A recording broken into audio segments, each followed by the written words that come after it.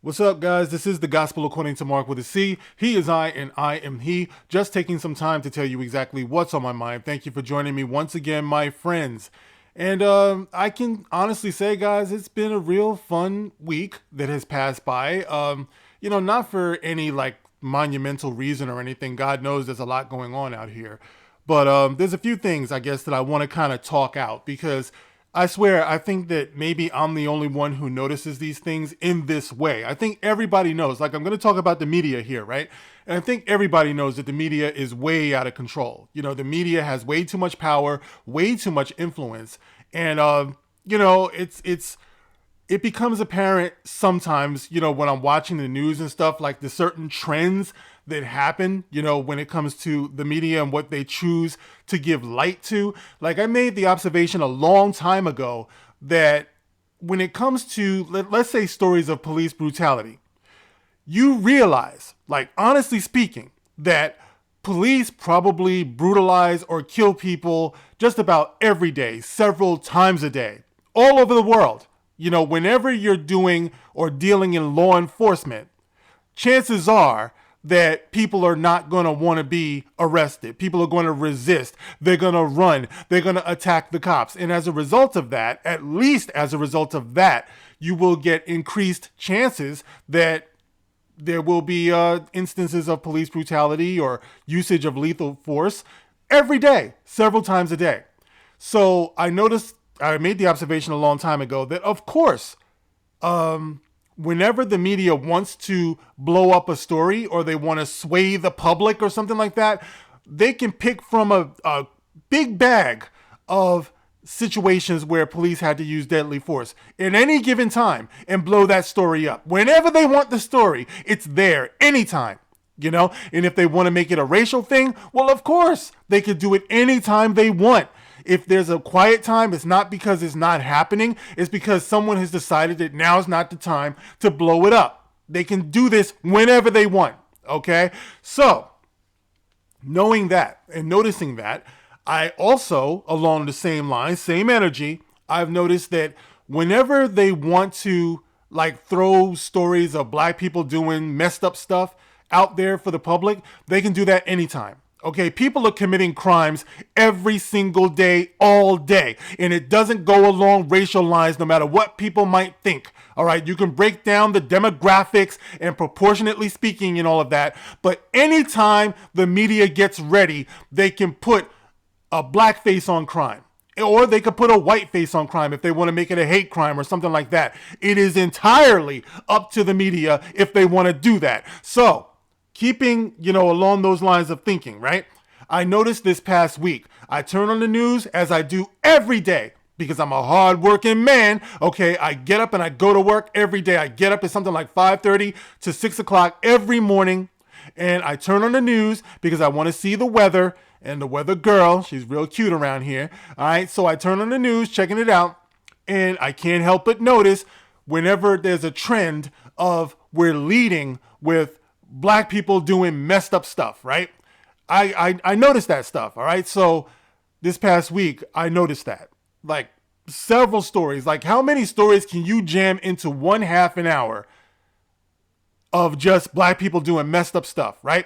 And for the empty deadheads out here, they don't even think twice about that. All they do is sit on their couch and say, yep, there they go again. There's that white privilege, looking at black people doing messed up stuff makes everybody feel good about themselves or whatever. But there it is, okay? So I see that and I'm noticing it, and there it is. And it makes me sick. It absolutely makes me sick because, like I said, maybe I'm one of the only people who notice the tendency of the media when they want to do this. Why they want to do it, I have no idea what the end game is, but all I know is that it makes me sick when I see it, when they go out of their way to show that. Like I said, it's only a half an hour broadcast. They recycle the same stories, and you guys, I don't know if you're fucking dumb, like just dumb enough to think that it's just black people out here committing crimes where they just have to keep showing this half an hour after half an hour after half an hour, recycling the same 2, 3, 4 stories, right? There's nobody else committing crimes out here, right? That's what we want to believe, right? That's what we want to go with, right? Okay, fine. And I guess that is what we want to go with, right? Because I then go over to Twitter and I see people retweeting, tweeting, and retweeting these stories. They go with it. You know what I mean? They go with it. And everybody in the comment section, they chime in. Everyone jumps at the bait. You know, oh, you know, these N words, these M words, these M words, these are people in our own circle, in our own fandom who want to recycle these stories over and over and over again. All right. So, okay, it's your right if you want to do that. That's fine. Okay. But all I'm saying is, at what point do you stop jumping through these people's hoops? I've been on this platform and I've talked about the war against the white male image. I have copped to that. I have observed it.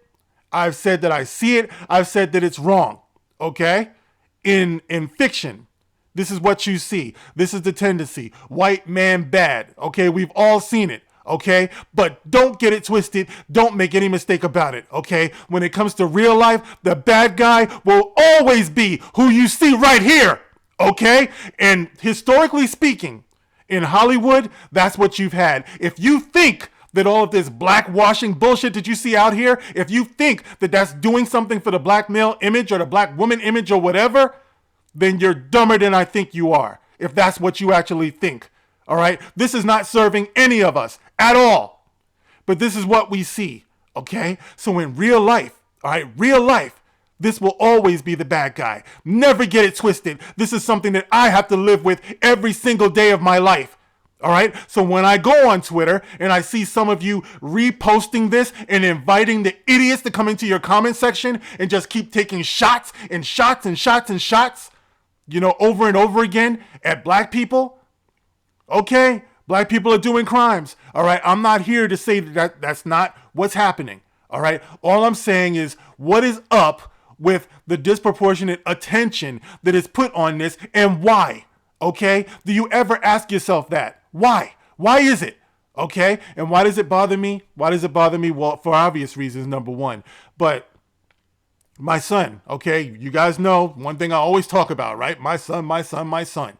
My son came to me, you know, probably a week ago, and he told me he was over in the park.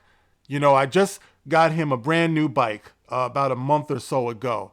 All right, because, you know, I work a lot of hours and it's just me and him, and I wanted to reward him for being patient while his dad is working so much, you know, and, you know, I just wanted to show him that what I work for is what you work for in life is reflected in what you get. Okay. So I was able to get him this great bike and everything. It's a beautiful bike, very expensive bike. So he went over to the park with his friends, and he said that there were some kids who were threatening to take his bike. All right, that I paid so much money for, that he was so proud of, right?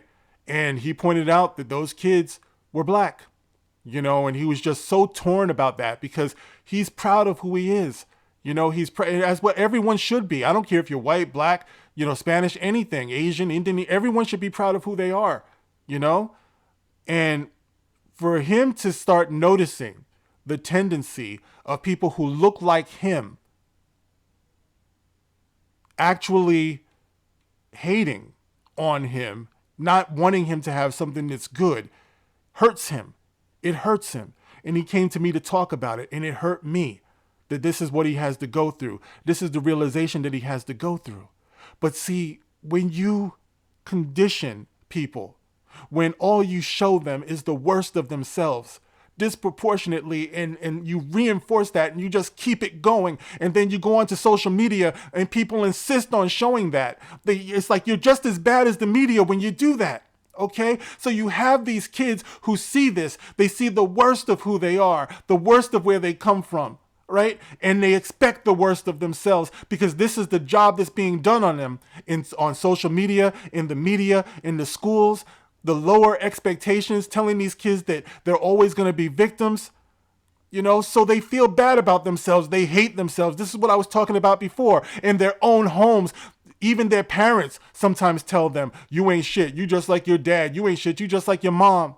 You know, where's the love? You know, so when they go out into the street, they don't think they deserve anything. Not only do they not think they deserve anything good, they attribute that to white people most of the time because, as I mentioned before, they glamorize white people. They romanticize white people. They honestly think that white people are privileged. They honestly think that. And the other side of that, like I talked about on the other video, is that they hate themselves. So of course they're going to hate anyone who looks like them. So they think that my son doesn't deserve to be riding around on an expensive bike. So they threaten to take it from him, and he has to deal with the fact that there are people who look like him, who hate him because they hate themselves. You know what I'm saying? So I had to remind my son, because he's like, Dad, I don't know how to say it. Sometimes I just hate. I know, son. I know. And if we hate each other, how's anyone else going to respect us? You know what I mean? That's what I'm talking about. How would you expect anyone who is not of your race to respect your race when your race doesn't even respect itself? You understand what I'm saying? This is what we have to deal with. This is what we have to face. This is why it starts at home. I had to remind my son, look at your dad, okay? Because I had to learn this lesson too. I had to learn, and I've talked about this on video before, that I had to be the proof, my own proof of the goodness of black people. Not to say that there's not plenty of good black people out here. Of course there are. All right. But when you're faced with a machine the way that we are, and when you're faced with a population that is more than happy to reinforce this, to the point where they'll flood social media, reposting these things and reinforcing it and inviting people to come in with all of their disrespectful comments, that it's an uphill battle, So you have to take it upon yourself. I had to take it upon myself. I said in the last video, no one is going to give you permission to love you. They're just not. So you have to wake up one day and say to yourself, I'm going to be my own proof. I have to. Otherwise, this world is going to tear me down. It's going to trash me, man. It's going to fuck me up. And not only that, but my son, so I reminded my son, look at yourself. Don't look to anybody else. Understand what that kid in the park is going through who's threatening you, and stay away from him. Okay? I'm sorry to say it, but yes, my son said, yeah, Dad, I feel safer. I feel safer with my white friends, than I do when I go to the park and I see these black kids out here. It's a disease. It's a disease. That's what it is. It's nothing less than a social, emotional disease. And if we can't identify it, if I'm not able to convince my son that, no, you're not crazy, son, there's a reason why you feel this way. There is. Because those people are like zombies, man. It's like they bite each other and it's contagious. It's contagious. You ever see the zombie flicks? They bite each other, then one becomes infected, and they just eat each other alive. That's what it is. So when you have this, when you have the media, and I can't let my son watch the news because that's all they show. People who look like him doing terrible things. You know what I mean? So when you have that, when you have all of this useless virtue signaling that you see in the movies is not doing us a lick of good, when they refuse, to give you good, solid images. They just want to keep recycling images and black-facing images that have nothing to do with what's real as far as the way those characters were conceived. It's fake. That's why it's not as fulfilling. That's why it will never, ever be legendary. It'll never be the icon and the image that these kids actually need to feel good about themselves. Something that is honest to them, that is true to them. They're denied that because they want to keep on black-facing these traditionally white characters. So of course they're going to romanticize whiteness. Of course they are. And they're going to wonder what's true about us, What's really reflective about us? Where's our creativity? Where is it? Where's our love? Where is it? It's not there. And not only that, but they continue to give us this negative reinforcement that I see. So yeah, it kind of fucked me up. It did kind of bring me down, when I saw that. And then, like I said, to go on social media where I thought that within the fandom sometimes, you kind of think that we can be all on the same page or whatever. But when you see this tendency and you see this wave where people tend to take these articles, they take these real stories. I'm not saying it ain't real, but if you're not balancing that out with positive, uplifting stories of black people doing good things, Well, what the fuck are you going to be posting something of black people doing negative things for and think that you're not contributing to that negative energy? How could you think that? But do you? You know what I'm saying? Do you? I'm just saying, like I always say, I talk about what's on my mind. That's it. Okay, and it's therapeutic for me. Okay, I had somebody come into my comment section just yesterday and criticize me for doing little goofy voices and stuff that I do when I'm reading these articles and stuff. I talked about it years ago. I talked about this. I said that that's therapeutic for me. It makes me feel good. It makes me feel just a little bit like not taking this stuff too seriously. It's good for me to do that. When I break out in song and stuff like that, you'd be surprised. A lot of times I do that when I'm having the absolute worst day. I lift myself up because I don't depend on anybody else to do that. You know what I'm saying? And in the process of doing that, I noticed that it helps other people too. So good. Because that's all we can do is be responsible for one another, or be responsible for ourselves. And then if it helps other people, then that's good. That makes us part of a community, or so I thought, so I think. So I hope, but I just make this video to remind people, okay? Just remind people that we should know better. We should know better than to go for what these people are shoveling out. It's no different, guys. It's no different than the virtue signaling that you see in identity politicking, that you see that's going on, that's plaguing everything that we love in our pop culture. It's no different when you buy into that. I don't even know what you would call it. What's the opposite of virtue signaling when you put something out there that's feeding into another negative image? There's got to be a middle ground. There's got to be a middle ground. I'm not denying the crimes and the bad things that people do, but you can't disproportionately put it out there knowing that you're going to add to that negative energy. That just negative aura, man. I'm not going to be a part of it. If you choose to, even if you don't know what you're doing, that's up to you. All right. But once again, I don't know if any of this stuff would make sense to anyone who hasn't seen what I've seen or felt what I felt watching these things. Maybe it's just me, but I know I'm not wrong. All right. So as usual, I put this video out there. It can only get maybe 50, 100, 200, 300 views.